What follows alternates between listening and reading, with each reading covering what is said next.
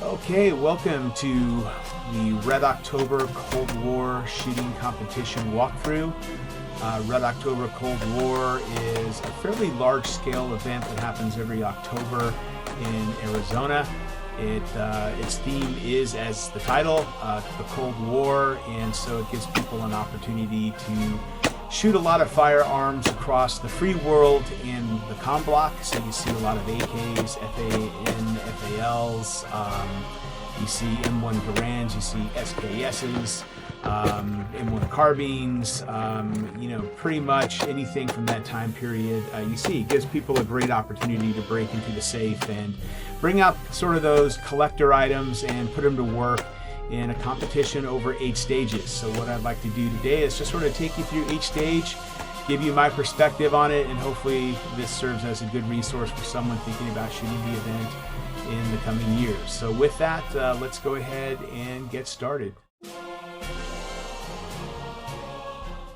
Are you ready? Okay, stage 1, I think, was called the Bridge of Spies. Starts off with this prop where you have to shoot, I think, 4 reactive targets, meaning that when you hit them, you'll see a different color placard go up.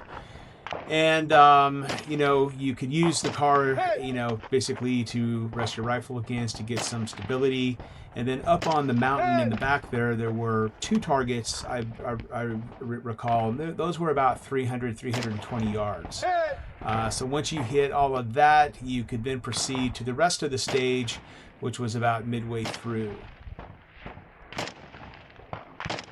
I was having a little bit of trouble. We had a little bit of afternoon wind starting to kick up in the desert, and definitely had to compensate a little bit for that. Probably took too much time there. I don't think I had a good stage strategy here. I decided to stop here and sort of get all of these cardboard targets. I should have kept moving. That was a mistake that I made. I should have shot and moved at the same time because they had this one target way off to the left there. And then my strategy was to sort of use the bridge on the front end as a brace, to get those targets up on the mountain. And, at this point, you're about 25 to 50 yards closer.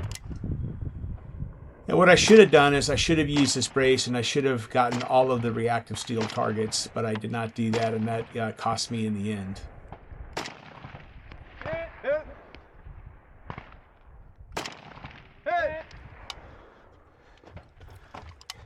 And I got all of these cardboard targets right in front of me, but then I had to go for the reactive, and I, needed to sort of get more stability so that I could shoot those. And again, just cost me more time. So eventually I ran out of time, and I was going for my last reactive target, and I just ran out of time. So that was really very disappointing on this. I almost had it, but I just really had the wrong strategy, and I'm actually still learning strategy, and that's half the success here.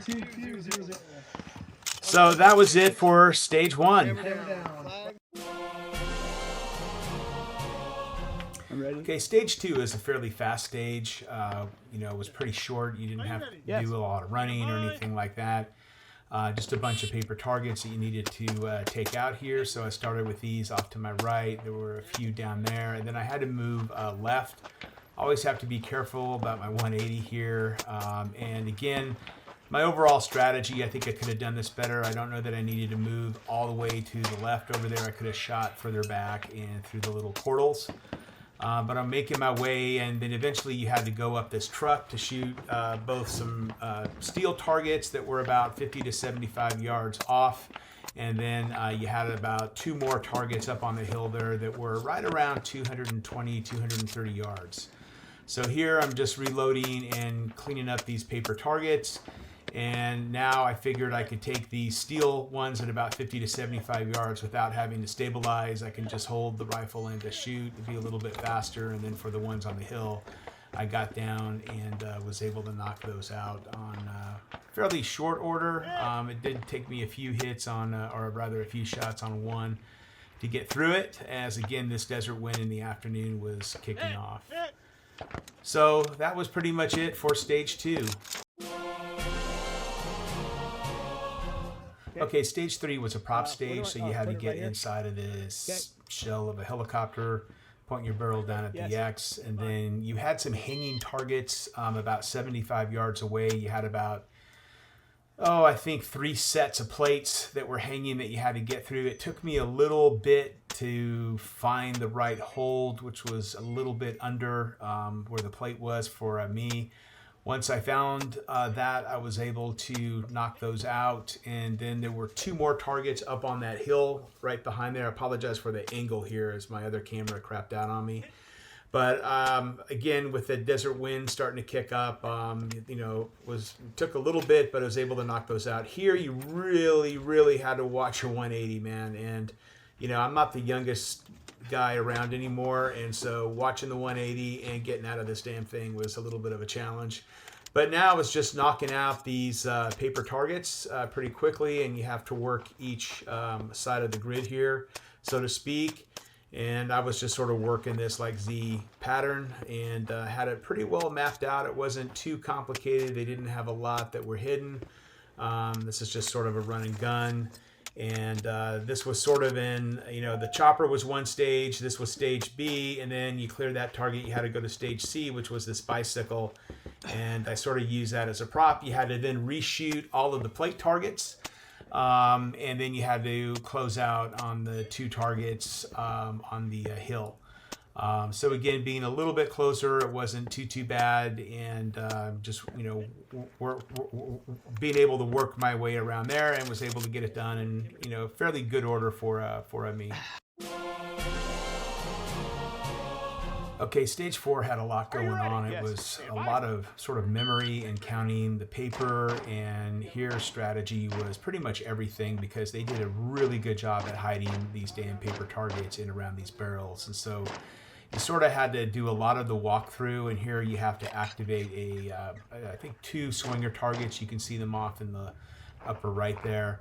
And so I was just trying to work some of these targets here, and I may have shot some twice, which of course costs you time, but I really wanted to hit everything here. I did not want to leave any targets, missed or not shot at, not engaged.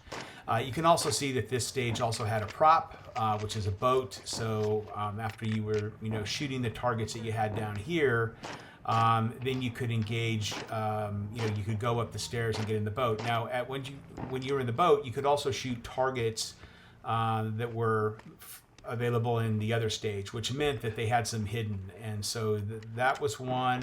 And then here's one that a lot of people just missed right around here. You can see you had to go to the front of the boat.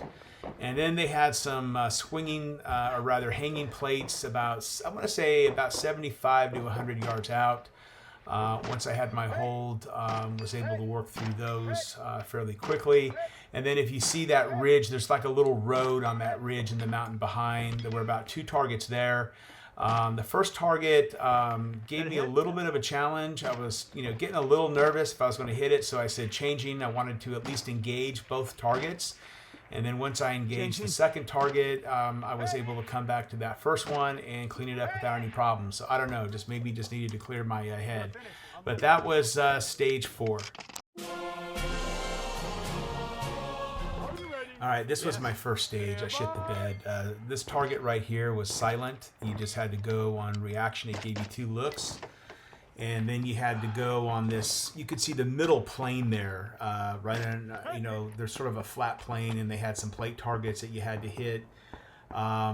It started out okay, but then they had some other hanging targets that were super small, and I just could not hit those for the life of me.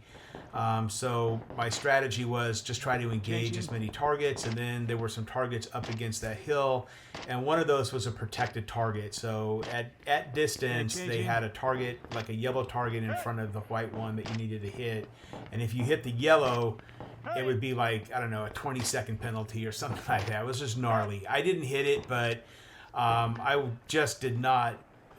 not able to hit a lot of targets, and I had to, change through. And then down here, it's a very tight, confined space. You have to watch your 180 and, knocking out these paper targets, which in and of themselves is not hard.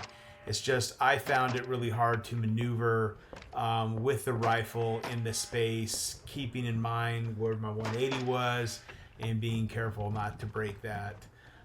So again, just go ahead and wiping this. I was working left to right, which is what I prefer to do, and then just trying to turn around. And this was so narrow, it really doesn't come across on camera. By now I know I'm sort of hurting on time, and you have to re-engage all these targets again.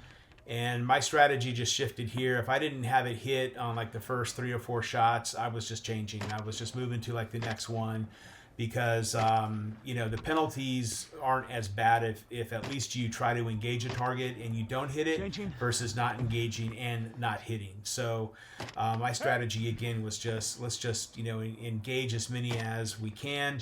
But ultimately I wound up running out of time here, not being able to engage that last target. So I did not like the stage. It was not kind to me, and we'll leave it at that.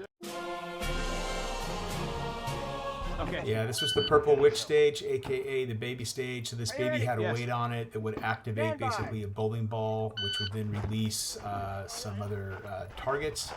So that's how you got the whole process rolling here. You have very limited amount of time. I thought I'd try to knock out some targets. You can see those things flip. Those were the ones you had to hit.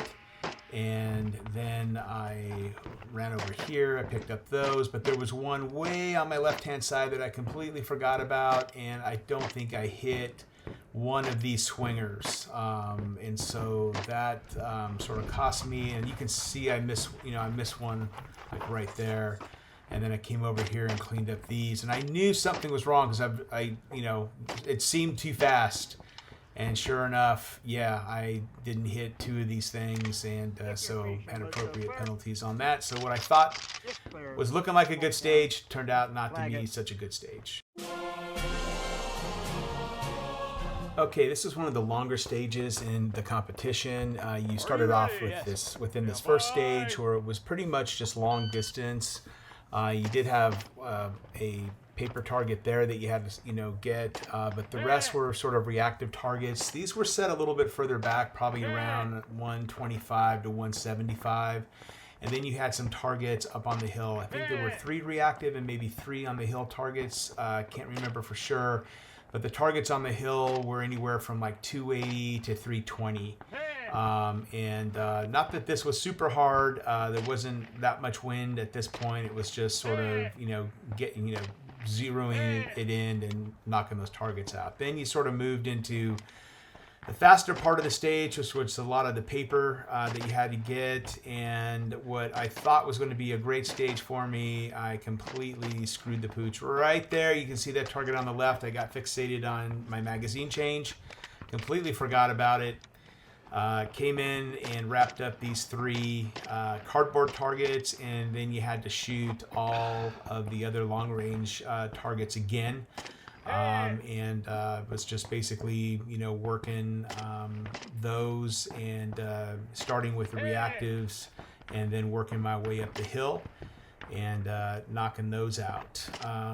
Again, wasn't too bad here. As long as you know your drops on your 7.62 by 39, where you need to hold, you would at least get super close, and in some cases you could even see where your bullets were hitting and make a pretty quick a adjustment. So outside of that one missed target, which really bummed me out, this would have been an awesome stage for me, but unfortunately I did have that one missed target.